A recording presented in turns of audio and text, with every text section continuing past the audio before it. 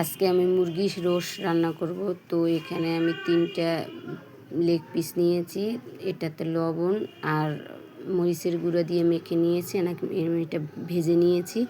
এখন এটার ভিতরে আমি পেঁয়াজ দিয়ে দেব। পেঁয়াজটা ভালোভাবে ভাজা হয়ে গেলে আমি আদা বাটা রসুন বাটা একলগে দিয়ে দেব। এখানে আছে ধনিয়া আর জিরার গুঁড়া, তারপরে লবণ দিয়ে দেবো, তারপর বাটিটা ধোয়া একটু পানি দিয়ে দেবো, তারপরে একটু মরিচের গুঁড়া দিয়ে দেবো 1 চামচ, দিয়ে ভালোভাবে আমি কষিয়ে নেব।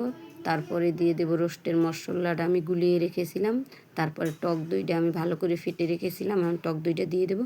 টক দইটা দেওয়ার পরে এখন আমি রোস্টের টুকরাগুলো দিয়ে দেবো। রোস্টের টুকরোগুলো দিয়ে ভালোভাবে আমি আরও কষিয়ে নেব 5-6 মিনিট।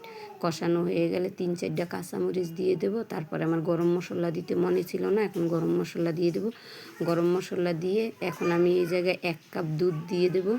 দুধটা দেওয়া হয়ে গেলে আমি ভালোভাবে আরও নেড়ে তারপরে আমি কিছুক্ষণ আরও জাল দিয়ে নেব। এখন আমি একটা ঢাকনা দিয়ে একটু ঢেকে দেবো 5 মিনিটের জন্য। এখন আমার ঢাকনাটা দিয়ে দিয়েছি, 5 মিনিট হয়ে গেছে। এখন আমি বাটিতে বেড়ে নেব। দেখুন রোস্টের কালারটা কতটা সুন্দর হয়েছে। এখন আমি উপরে দিয়ে একটু বেরেস্তা দিয়ে দেব। দেখুন এভাবে রোস্ট বানিয়ে খেলে মুখে লেগে থাকবে রোস্টের স্বাদ।